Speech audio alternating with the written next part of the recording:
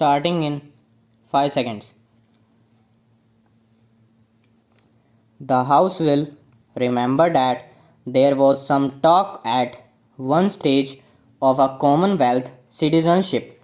Now, it was difficult to understand what the status of Commonwealth citizenship might be, except that it meant that its members were not completely foreign to one another.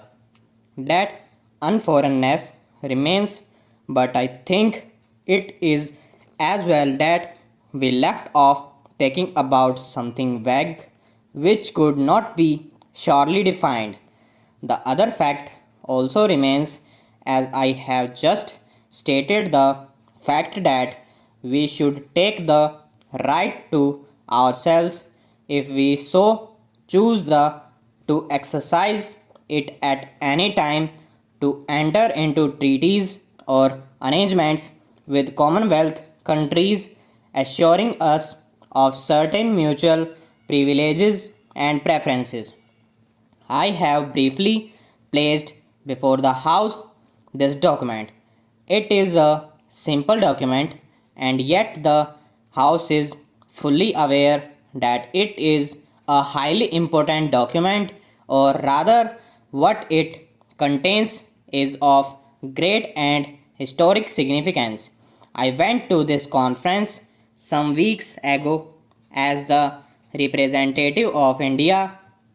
I had, of course, consulted my colleagues here previously because it was a great responsibility, and no man is big enough to shoulder that responsibility by himself when the future of India is at stake.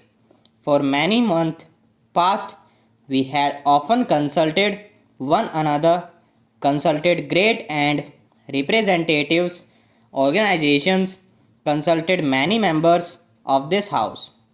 Nevertheless, when I went, I carried this great responsibility and I felt the burden of it. I had able colleagues to advise me, but I was the sole representative of India, and in a sense, the future of India for the moment was in my keeping. I was alone in that sense, and yet not quite alone, because as I traveled through the air and as I was there at the conference table, the ghost of many yesterdays of my life surrounded me and brought up picture after picture before me, saints and guardians keeping watch over me, telling me perhaps not to trip and not to forget them. I remember, as many members might remember, that day 19 years ago when we took a pledge for the first time on the bank of the river Ravi at the midnight hour on 26th January, and how we took that off repeated privilege year after repeat in spite of difficulty. And finally, I remembered that day when, standing at this very place, I placed a resolution before this house. Let us not be led away by considering the situation in terms of every events which are no longer here. You will see that the resolution of the Congress that I have read out says that because India becomes a republic, the association of India with the Commonwealth must of course change. Further, it says that free association may continue subject only to our complete freedom being assured. Now, that is exactly what has been attempted in this Declaration of London. I ask you or any honorable member to point out in what way the freedom, the independence of India has been limited in the slightest.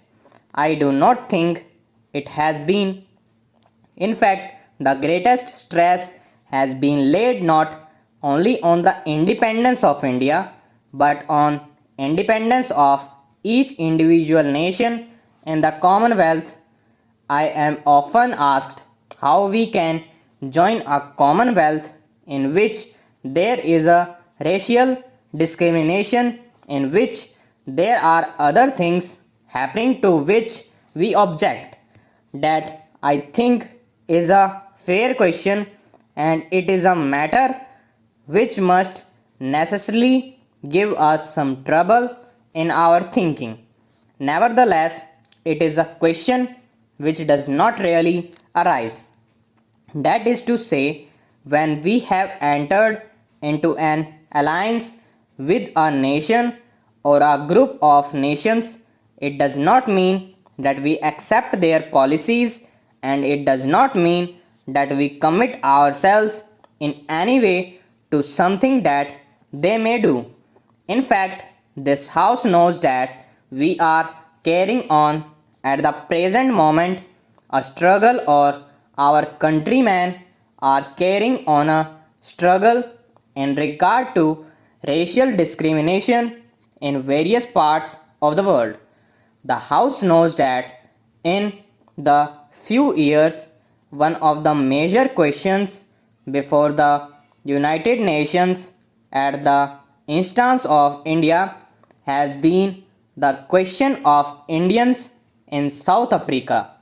May I, if the House will permit me for a moment, referring to an event which took place yesterday, that is the passing of the resolution at the General Assembly of the United Nations, and express my appreciation and my government's appreciation of the way our delegation has functioned in this matter, and our appreciation of all those nations of the United States nations, almost all, in fact, all bearing South Africa, which finally supported the attitude of India, one of the pillars of our foreign policy, repeatedly stated as to fight against racial discrimination, to fight for the freedom of suppressed nationalities.